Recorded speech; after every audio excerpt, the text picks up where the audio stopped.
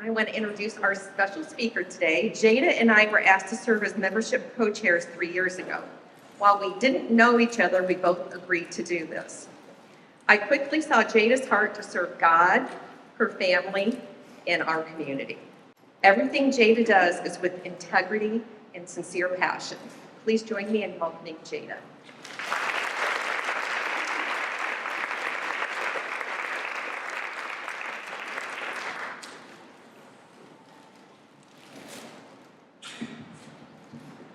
Thank you, Lori. How's it sound? Okay. Good afternoon, ladies. In April, Lori Weaver and Kathy Williams invited me to speak today. They said, we want you to tell your story. Wanting a bit more direction than that, I leaned in and sought clarification, and they said, just share what's on your heart. What's interesting is I am a woman who thinks more than I feel, but I firmly believe that each and every one of us here today has a story to tell. So in sharing my story, I want to give honor to your stories because each of you have a story to tell. I'm going to be asking some questions, and I wanted to be very clear that I don't have the answers to the questions myself. Because they gave me so much flexibility on what I speak on, I'm going to share the parts of my story that I need to hear myself and reinforce for my own benefit today. So we're in this together as I speak. I'm going to start with the first question. Who are the members of your community? Think about that. Who are the members of your community? Maybe some of you are thinking about the 345,000 people who live in the Tri-County area. Maybe there's someone, I'm going to lead the witness a little bit, you're thinking about the 343 women that are the members of Impact Central Illinois. Some of you might be more literal, and you're just thinking right now your community is the 7 women at your table there with you, and you've had a great lunch conversation. When I think about this question, I think about the friends that I exchange messages with on Marco Polo, Instagram, and WhatsApp. I think about my family, my mom, my siblings, my stepchildren. We live across multiple states, and we stay in contact daily through voice messages. I think about my coworkers that just today, I spent time on Microsoft Teams, and we were interacting with people across multiple states, even another country. So that's how my morning was spent. So for many of us, our community is virtual community. It's interesting to know that next month is the 5-year anniversary from the first cases of COVID-19.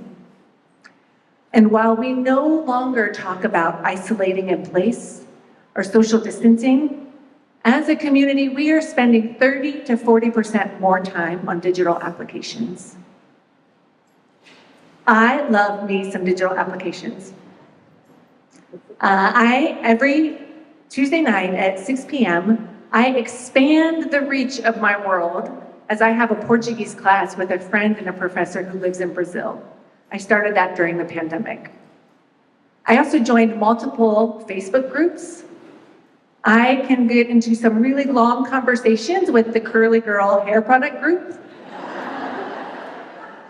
I have relived my glory days from my high school swim team with the alumni from my high school swim team. And like many of us, I started gardening during the pandemic, and I even went so far as to get an indoor hydroponic garden. And so there are multiple groups for hydroponic gardeners that I'm a part of. So while I enjoy the benefits of these digital communications, my expanded global reach, finding like-minded individuals, I also see the challenges. I know that I superficially check after every social media post to see how many likes and loves that I get. I sense that it's a thin veneer of connection compared to the depth of a face-to-face conversation with a friend. I'm aware of the risks of deteriorating mental health, and I see welling up in my own life signs of digital addiction. You can ask my table over there. My phone is turned up because I was looking at it during the luncheon. So maybe some of you right now, during this point in the presentation, you're wanting to start to check your phone. So I see the risks of digital addiction in my life. Digital addiction and time on digital platforms is just one of the many reasons that we are facing a new epidemic in our country, a new epidemic. In 2023, the US Surgeon General issued a health advisory, 82 pages worth, talking about the epidemic of loneliness and isolation and the health risks that come from that. Loneliness and isolation. 58% of US adults report feelings of loneliness and isolation when they report anonymously. But only 12% will communicate about that challenge to somebody else. So that means about half of our population is suffering from loneliness and isolation, but burdened by shame and an unwillingness to talk about it. That's a challenging statistic. And one that I can start to see even recognizing and welling up in my own life. So I'm not a social scientist, I'm not an anthropologist, and I'm not a behavioral health specialist, so I have no expertise in any of these statistics, just speaking from my lived experience. But I wonder if sometimes our values, our priorities, and our practices lead us into this place of isolation. Sometimes my values of instant gratification, safety, security, privacy, independence leads me into isolation and out of community. 5 years ago, my husband and I, we leaned into a new community when we relocated to South Peoria. We had a calling on our lives to move to zip code 61605.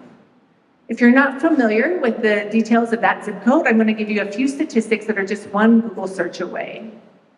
You'll quickly see that it is the third poorest zip code in our state. The median household income is $22,000. Population is in decline, vacancy and blight is increasing. It is a food swamp. What that means is there's limited access to healthy food options, but there is an abundance, a swamp-like abundance of food from convenience stores and fast food restaurants. It's all high in fat, high in sugar, high in salt, leading to other statistics about poor health outcomes. I'm not going to talk about the crime or the truancy statistics, and just one Google search away, you might be thinking, Jada, this is a God-forsaken place. This is a hood you drive through, Jada, not a neighborhood you move to. However, I would say after 5 years, proximity brings perspective. And I can see ahead of me the bright light of hope, of prosperity, and well-being for my neighborhood. I see that ahead and for 61605. Before you start to think, oh my goodness, like how noble, Jada moved to an under-resourced neighborhood, I have to confess, it was a 10-year calling on our lives before we took the plunge to move, before we had the courage to move. So imagine something that you know you're supposed to do for 10 years and you actively ignore it. Yeah, I mean, maybe some of you, maybe that's a knowing thing for some of you, like actively ignoring something that you feel called to do. Once we finally mustered up the courage and we told our friends that we bought a house, we got lots of questions. Are you sure you don't want to rent? You went ahead and bought a house? Will you put up a privacy fence? Is it safe? Do you think you're going to make any friends? These were our friends asking if they thought we were going to make any friends. So that was kind of a hard one to assess. And so we were kind of annoyed with these questions, but we realized like, wow, it actually forced us to struggle on how to answer them. And we realized that there are values that we were clinging to that we had to let go of. So I want to talk about some of the new values that we had to embrace. The first one was a plan to stay. A plan to stay. We had to make a plan to stay, and we've been there for 5 years, and God willing, our time in South Peoria is just getting started. So a plan to stay is one that helps you invest in your community, because you know in the community's welfare, you will find your welfare. A plan to stay is one that has rootedness. A plan to stay mindset keeps us from calling the police every time we're woken up by loud noises in the neighborhood, something that's an inconvenience. Instead, we start to meet our neighbors. And isn't it kind of amazing that now we get invited to the parties? We have friends, and so we want to showcase that we are there through the inconveniences and build relationships so that we can face the real difficult challenges together. So another question I have for all of us is, who in your community needs to know that you are committed to stay, even in the difficult challenges? Maybe it's better asked, who in your community needs to know that you are committed to stay, especially with the difficult challenges? Another value that we had to embrace was stop and see. We moved into a neighborhood that had deep relational equity. Houses that had been passed down from generation, friends that went to high school together, and so they had decades of shared life experiences, and we had no idea how we were going to weave ourselves into this neighborhood. So I was thrilled one day when my neighbor from across the street called out to me. She said, "Hey, come on over, come here and sit down with me and let's get to know each other." So I was thrilled, like she was reaching out to me. I didn't have to go knock on her door to introduce myself. So I went and I sat down, and Miss Lenora and her sister, Miss Sharon, were there, and they sat me down right there in chairs in their front driveway, and they asked me a few questions. It went something like this: where are you from? Where's your husband from? What do you do? What does he do? Do you go to church? What did your pastor speak about on Sunday? Do you cook? What are your best meals? Do you have any babies? What did you do wrong that all of your stepchildren live so far away? This was the good one. You come home late often. How did you get that handsome husband when you work so hard and you're only a so-so cook? And finally, did I know better than to not cause any trouble on that block of South Oregon? And we can laugh about the tone and the nature of those conversations, but let's not miss the gift of curiosity that those senior saints on my block gave me that day. They were stopping to ask me questions, to get to know me, and in essence, invite me into their fabric of the neighborhood. Miss Lenora still lives across the street, and when the weather's nice, she still sits in her driveway in her chair, most afternoons when the weather's nice. But I am the best version of myself when I get home from work. I'm usually on my phone talking to somebody. Maybe I sit in my car and I give a Marco Polo message to a friend. Some of you have received those messages here today. Or I run inside to start making my so-so dinner. When I'm the best version of myself, I stop for just a moment and I go across the street and I sit with Miss Lenora. And she sees me. She asks me questions about my work, my church, my family, and my cooking. It's so interesting because most of the time when I go across the street, I think I'm going to invest in Miss Lenora. What's amazing is Miss Lenora is low vision. She's actually legally blind, but she sees me so incredibly well, and she is an inspiration for me to stop and wonder, who do I need to put my phone down? Where do I need to put my phone down so I can see the people in front of me? Who in your community needs you to stop and see and love? Stop and see and love. Question I'm asking myself as well. The third value I want to share about, and also the hardest, is one of interdependence. Ladies, I cling tightly to this value and this perception of being a strong, independent woman. But I've learned that I have to kind of let that go a little bit if I want to be a part of a thriving, vibrant community. Because communities like that, everyone has a role. So if I'm independent and I'm trying to do it all by myself, how can the rest of my community have a role? An example of this is a sweet, sweet gift that our neighborhood gave us right when we moved in. We came home from work on the first garbage day, and lo and behold, someone had taken our empty garbage cans and put them up by our house. What a sweet way to say, hey, we see you, that you're new, we're gonna welcome you into your neighborhood. And so now, every Monday when I come home from work, I'm reminded that I am a part of this neighborhood and other people are caring for me. Another example is a few months ago, I was preparing for a business trip. And I had a dress that was cut just a little too low, and I wanted to be a little bit more modest, and I needed a safety pin because I hadn't been to the tailor.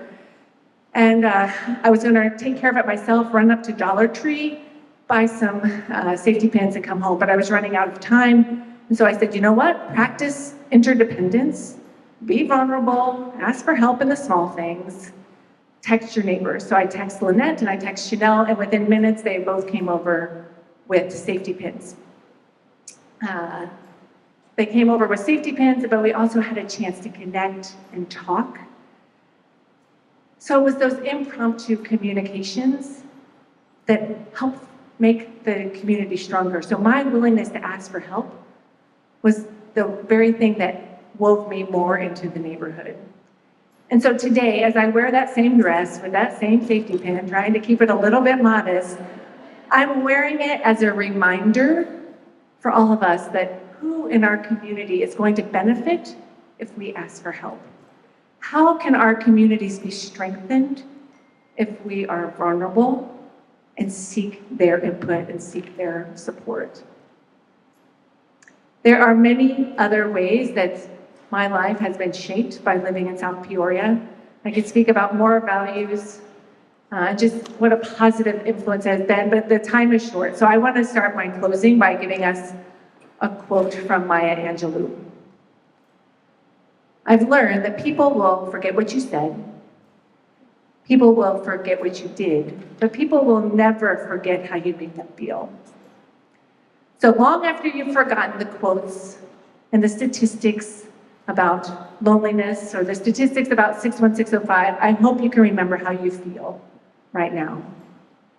May we all feel a little bit challenged to let go of some of our values of instant gratification and embrace our communities with a commitment to stay. Tearing down our privacy fences and putting down our phones so that we can stop and see and love. Can we also let go of that value of independence? That's a hard one for me. But can we embrace interdependence? Be vulnerable and ask for help. I also hope that we feel I hope that we also feel celebrated. Let's not lose the fact that I'm talking about the importance of connection and being together in community to a room full of 140 women that showed up for a face-to-face luncheon, right? Like, you are the ones that are giving me hope.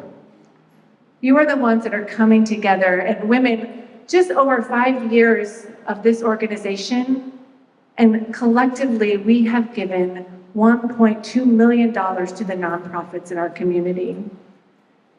Every year, there's approximately 100 women that come together to study and sign up for the grant review committees that Stacy was talking about, or the finance review committees that Deanna was talking about. And we deeply understand the work of our nonprofits. This is amazing. And so we're locking arms. We're giving our time, our talents, and our treasures to lift high these nonprofits. And in doing so, we are lifting high one another.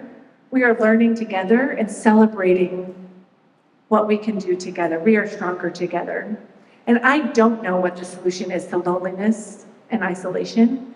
I think it's going to be a very complex thing for our country. It's going to require collective action and multiple tactics. But I know that I know, and from my heart, the thing that's on my heart, from my heart, I want to celebrate the women of Impact Central Illinois, because in some small way, you're changing my life. You're changing my life because I'm no longer searching for that face-to-face community. Thank you, Impact Central Illinois, for being a part of my community.